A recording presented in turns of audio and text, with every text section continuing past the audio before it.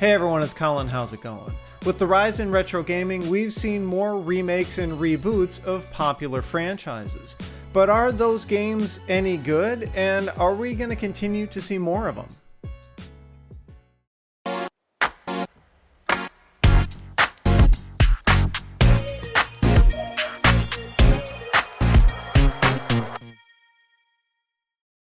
So there's one game in particular that really kind of spurred me to think about this topic, but this has actually been something that's going on for a while, and I'll talk about that one game a little bit later on in this episode. But you know, with retro gaming just continuing to become more and more integrated into mainstream gaming, you know, it's no longer a separate thing when it comes to gaming. It's no longer you've got mainstream, you know, new recent games and then this separate group of people who are just doing retro games. They keep getting integrated tighter and tighter together. And the industry, of course, has noticed this, and there have been even a whole number of cottage industries that have popped up around, you know, the concept of retro gaming and trying to kind of modernize it in a way.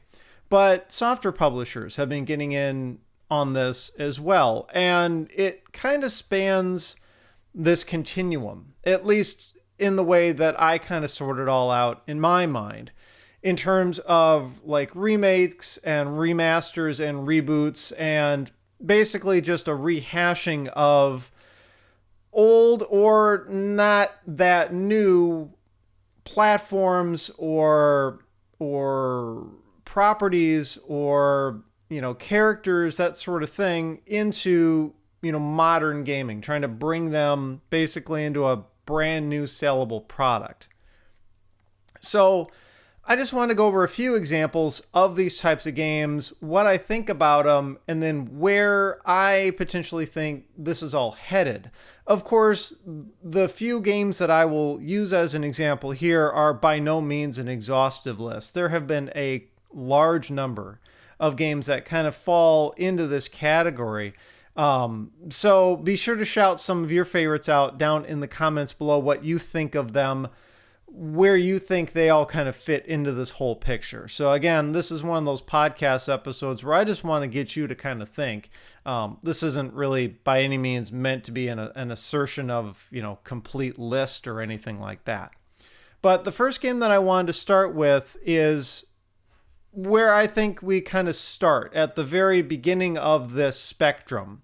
And that is a remaster. Basically just taking a game and freshening it up, taking the original assets if they have them, taking the original music, you know, all the graphics, everything, and just repackaging them together, preferably or hopefully, you know, improving sound quality or video quality or animation quality, something like that, putting that all together and selling it for a new platform.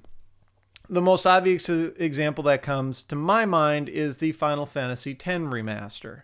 Final Fantasy X came out in the early 2000s. It was the first Final Fantasy title native to the PlayStation 2. I don't think it's the most popular Final Fantasy title. You ask any gamer, you know, who plays RPGs, which one is their favorite. I don't think too many people would list it, you know, as being their favorite. I think, you know, games like Final Fantasy VII still definitely rank at the top. But 10 really held its own, I think, in terms of gameplay and graphics and sound quality. And it, of course, pushed, you know, the idea of RPGs and their graphics and all of that. It pushed it all forward with the added capabilities of the PS2. So it was really, I think, a game ripe for getting a remaster. So that's exactly what they did, was they more or less reissued the game, but there have been some tweaks to it. For one, the graphics have all been completely freshened up. They basically brought them into high definition. They re-rendered, you know, as much as they could. Visually, it all looks really, really nice now. You can still tell it's an older game. It's not like, you know, you're getting the most modern experience, but it freshens it up and it brings some new life to that game. Another thing that I really like about it is that they're taking advantage of the 16 by 9 format now. And this is something that we'll actually start to see quite a bit of. And I'll talk about that again a little later. In that, the original game was 4 by 3 because the PlayStation 2, the era in which it launched, the only kinds of TVs that you could really commonly buy were like CRTs. This is before flat panels really started to take off. And CRTs were generally all 4 by 3 aspect ratio. So in the process of remastering Final Fantasy X, they modified it so it would work in a standard 16 by 9 format. And you'd visually get to see more on screen, which I really like. Of course, better sound quality. One thing that is a little bit different is some of the music has been changed, like new arrangements, that sort of thing, which... I'm a big fan of the original Final Fantasy X soundtrack, and the changes I'm okay with. I'm not crazy about them, but, it still fits the game. They didn't ruin it or anything like that, at least, not in my mind. But, it's kind of the least amount of work that they needed to do was a remaster like that, right? I'm sure it took effort and time and money on their part to put it out, but it's not like they had to completely rewrite the game. It's not like they had to completely redo all the graphics assets or re-record all the sound, anything like that. It's basically taking what they have and making it better and putting it back out there and selling it. And I should note, they sold it as if it was a brand new AAA title in terms of pricing. So when it was released, on launch day, $60 for that title. What's also interesting is it was released on multiple platforms. You could get it not just for the PlayStation 3, but also the PS4, and interestingly enough, the PS Vita. And while they were at it, they also threw in Final Fantasy X-2, which was its sequel. Definitely not as well received as the original Final Fantasy X. I don't have a whole ton of experience with X-2. It's still on the back burner kind of, bucket list for gaming. It'll get there, but I've got a lot of other stuff on the backlog that's ahead of it. But you basically got 2 games for the price of one, which I think, $60 is still a lot for a game that's already been released once before. But it has been quite some time, between when it was originally released and when its re-release came out. And you got 2 games for the price of one, so it's not really too bad. I should note that I don't really count things like virtual console titles in as a remake or a remaster because practically no work was done, right? If you're just taking an original game and making it available as is on a new platform, that's just, I wouldn't even call that a reissue so much. It's just a virtual console title. You're making it available again. There has been no substantial changes to the game, nothing really noticeable. You know what I'm getting at. So I don't count, virtual console titles or, previous games like on the PlayStation, the modern consoles, you can play PS1 games in emulation. For like $10 or whatever, you can go on the PlayStation Store and buy a copy of Final Fantasy VII. But they didn't do anything to it other than just make it so it ran on the PS4 in emulation. So I don't count those as part of this kind of spectrum when it comes to, remade or remastered or rebooted games. Another game that I think is on kind of the opposite end of the spectrum, or at least pretty close to the opposite end of the spectrum, it gets into kind of reboot, territory, and that is the entire new Super Mario Brothers series. It's an all new game, they're all new games, all new gameplay, but it really just goes back to the days of Mario 2D side scrollers, right? So why I consider it kind of a reboot is traditionally when sequels to games come out, they try to advance the platform or the intellectual property, the whole franchise. They try to advance that forward. And if you look at Mario in particular, you definitely see this, right? We go from Mario 1 to Mario 2 to Mario 3. There are increases in graphics quality and gameplay and the mechanics, the actions you can do, that sort of stuff as you progress through those titles. You jump from Mario 3 to Super Mario World on the Super NES, and there's a major leap in terms of graphics and sound quality, and then also mechanics, that sort of stuff, right? Super Mario World, now we have Yoshi, so there's not just the additional power-ups and things that you can do and mechanics like being able to do spin jumps and all that, but now you've actually got an extra character that can be part of the mix. So we continue to evolve like that. It was an even bigger leap between Super Mario World and Mario 64. Mario 64 completely changed the way the gameplay worked. It was no longer even a side-scroller. 3D open world, open map, just go explore. That's one of the reasons why it's one of my favorite games of all time. And it just continued on from there, right? So we go from Mario 64 to Mario Sunshine on the GameCube. And the gameplay itself seems kind of similar. It's still an open world, open map, just kind of run around. But again, we're adding more mechanics. So now you've got Flood, the water gun squirty jetpack thing, right? So now that's a major component of the game and how you play it. It just keeps advancing the platform forward. New Super Mario Bros. Was really the first time that we saw Nintendo take the Mario franchise and bring it back in time, right? New Super Mario Bros. Is brand new graphics. It's not like they took original Mario 3 or Super Mario World graphics and just made them better. It's all brand new, and it's got all new level design. The characters are familiar. The enemies are familiar, but they've all been redrawn to look, fresh. They're not blocky, basically. Everything has been designed to be a lot smoother, more high def, more modern looking.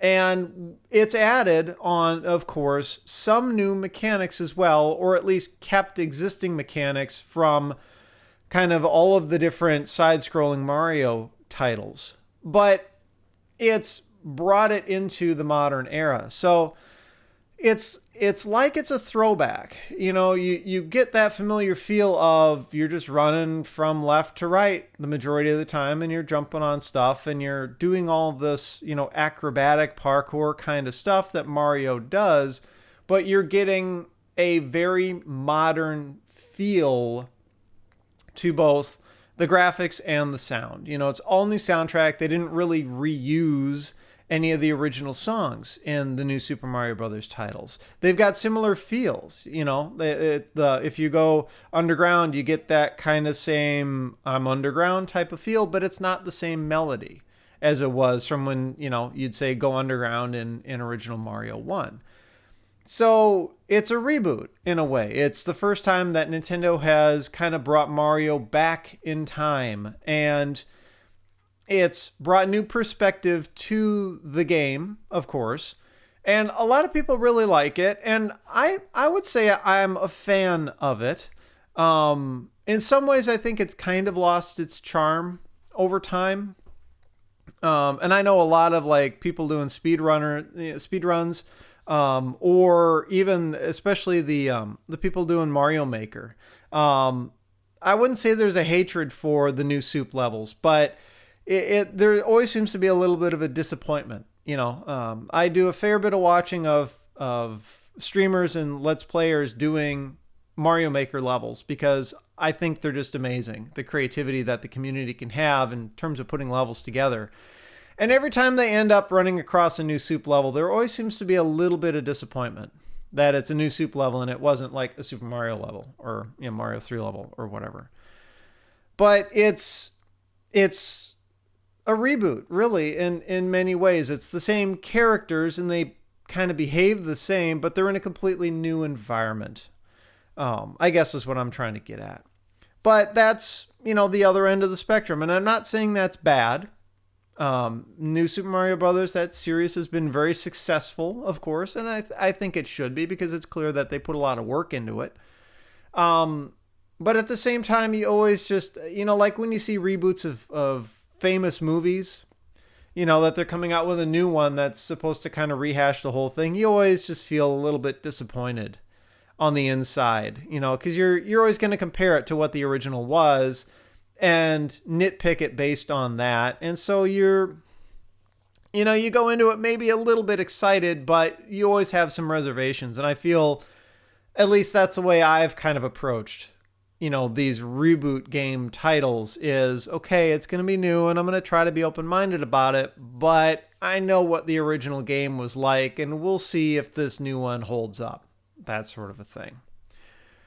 Where we start to get really, get some things that are really interesting is right in the middle, where it's not as simple as a remaster, but not necessarily as changing to the franchise as a reboot. And it's what I'll just call a remake. The best title that I can think of that fits this kind of category is Sonic Mania.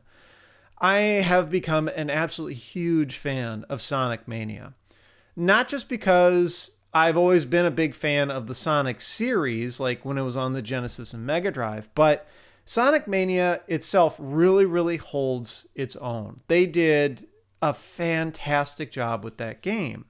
And there's a number of reasons why I think that is. In terms of Sonic Mania as a game itself, the level design is really well thought out. The graphics are really well done. It plays very smoothly because this is a game for modern hardware. Sonic, that whole series, was known for speed, and this new game totally keeps up with that. I haven't noticed any performance issues, anything like that with it. It's just a very vibrant and bright and colorful game, just like the original ones were. And coupled with fresh new level design, it's very, very engaging. The music is also incredible. But the biggest thing about all of it is that it ties in really, really well with the existing Sonic franchise. I like to think of Sonic Mania as being like a proper Sonic 4. It ties in that tightly. I think a lot of people who are fans of the original Sonic series would agree that the franchise has kind of gone downhill after Sonic 3. I mean, there definitely have been some decent titles, but they haven't really had necessarily the same charm as those 16-bit era games had. Sonic Mania is firmly rooted in that 16-bit era. In fact, when you play the game, and I wish I could provide you with some example footage of both the gameplay and the music and everything, but if you watched last week's podcast, you know that things are very kind of touchy between YouTube and content creators right now. And I don't really want to take any chances because I know that Sega tends to be very possessive over its intellectual property, and they don't hesitate to file takedown complaints about people who upload videos that contain footage and stuff of its games. There's a few other publishers that can be like that too. So I didn't really want to take that risk. All I can say is if you are interested in checking out Sonic Mania, there are quite a few Let's Plays here on YouTube. I'll include a link to maybe one or two down below, as well as some examples of the music from it, so you can check that all out. But let me just say, Sonic Mania fits in that 16-bit era incredibly well. When you fire up the game, the graphics all look like they're 16-bit. It's all blocky and pixelated and everything like that. But it still offers widescreen. So we're really kind of bridging the two as best we can. It's got that 16-bit look and feel. The levels look like you could be playing them on a Genesis, But there are a few things here and there throughout the game that really serve as a bridge to, what modern consoles are capable of. Like I said, it supports widescreen. So this is the first time we've got like a classic 16-bit Sonic game, commercially released in widescreen. And you know what? It actually makes a huge difference because the game tends to be fast. Sonic, I'm not saying every level is one where you're supposed to just run at full speed through it because there's definitely some complex platforming here. But, Sonic games there are sections of them where you are supposed to just fly through them really fast, and you need to have pretty quick controls because sometimes they'll lead you to a trap if you just keep flying to the right and don't jump every once in a while. So the widescreen thing is a huge benefit because now you've got a better chance of seeing what's coming up. And of course, you've just got, a bigger area in which to see these beautiful graphics. And the music is another thing that just blows my mind. If you follow me on Twitter, I was just gushing about the Sonic Mania soundtrack not too long ago, right around the time that it was released. It's just incredible. It was done by a guy named T. Lopez, and he started out just as a fan of the Sonic series, posting remixes online to places like YouTube. In his own time, just for fun, he'd go and, remix some of the songs from the soundtrack and post them up. And one thing led to another, and years later, he was given the role of redoing all the music, doing the whole thing for Sonic Mania. The guy just nailed it. Absolutely nailed it. The soundtrack just fits in perfectly with what the original Sonic games had in mind in terms of the types of music that they stole influences from, and the genres that they used, and the types of instruments and melodies and all that. He's really attuned, it seems, to what the original Sonic game music was all about. But he also, again, kind of brought it into the modern era. The whole thing doesn't necessarily sound like it was generated, with the sound circuitry in a Genesis. It's got some more modern sounding instruments to it. For example, and I'll try to include a link to this down in the description if I can find one. There's a brand new level called Studiopolis Zone, and it's kind of a throwback to like Casino Night Zone type of a feel. That soundtrack, I love the piece that he wrote for that, and it's got, again, like that 16-bit Genesis Sonic type of vibe to it, but he's using some modern instrument sounds. Like that track leads off with a jazz piano riff, and it actually sounds like a piano. So he's taking that 16-bit era kind of feel, from the late 80s, early 90s, bringing it to the modern era, keeping that intact, but again, giving a better presentation to it, really trying to kind of up the ante in terms of taking advantage of the best the modern hardware has to offer. So it's not all bleeps and bloops and that sort of thing. It sounds really good. In fact, they're actually releasing that soundtrack on vinyl, and I couldn't help but buy it. So I've got a copy of that Sonic Mania soundtrack coming on vinyl. I think it's that good. Sonic Mania in general is just really, really well done. The level design, there's a few throwback kind of levels, like they remixed, I would like to say, Green Hill Zone and Chemical Plant, that sort of thing. So some of the favorites are there from across all three of the first Sonic titles. Like Green Hill Zone, the very first level you get into, it looks almost identical to, the first level from the first Sonic game on the Genesis. But then it starts to change, right? You get, maybe a third of the way through it, and you're starting to see elements from other Green Hill Zone levels from other, games in that series. Or you're starting to see some new stuff where it's all kind of changed in order, that sort of thing. Same thing with Chemical Plant. Chemical Plant starts out very familiar, but then it starts to get a little bit different. What's also nice is they've been adding mechanics. You've got a lot of familiar power-ups, but the power-ups can work in slightly different ways. Or you've got new ways to interact with the environment. Again, with Chemical Plant Zone, now you need to mix chemicals together to help you get through the level, like to provide a bouncy surface to shoot you from the bottom of the screen up to the top, that sort of thing. So, it's not this huge reboot level type of change. It's not like you're looking at this game for the first time and going, oh man, everything is different. And yeah, I recognize these little bits and pieces, but you've got to get acclimated to how it works. Sonic Mania really nails it right down the middle in terms of giving people new stuff, but also making it familiar right off the bat. As a classic Sonic gamer, I had a Genesis back when they were new, came with Sonic 1 in the box, played the snot out of it.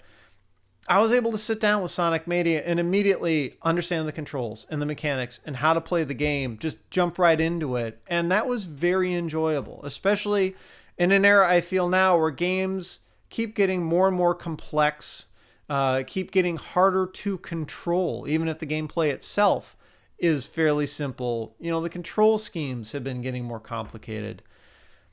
Sonic Mania just gets it right in so many ways, and I think that's why it's gotten such great reviews. The icing on the cake is the game itself is only $20. It's download only. I wish there was a physical release for it. Maybe we'll see one at some point. But really, $20 for what is a full-featured game. I mean, you're not talking just 1 or 2 or 3 levels. This is like a full-length Sonic game with this quality of graphics, this, just incredible music. $20 well worth it. So if you have any inclination to play Sonic titles, if you've ever wondered what they're even about, definitely give Sonic Mania a try. And I really hope that Sonic Mania is an example of where these types of reboots or remakes are going to go in the future. I understand the want or desire for some platforms to do the whole kind of reboot thing where it's like, the original game was so simple that trying to bring it forward to just modern graphics and modern sound while keeping the gameplay and the controls the same would be unfulfilling to some people. A great example would be Excite Bike. If they brought Excite Bike forward, it would have to be kind of a reboot. And I think that would actually be a really interesting title to see a reboot on, to see where they could go with it. But, could you imagine that they basically do Excite Bike with new Super Mario Brothers level graphics and sound, but the same gameplay, where you're just going over the same 3 different sizes of jumps, and keep trying to keep your bike from overheating? I think people would feel a bit underwhelmed by that. But other games were complex enough back when they were new that I don't think the reboot thing is really all that necessary.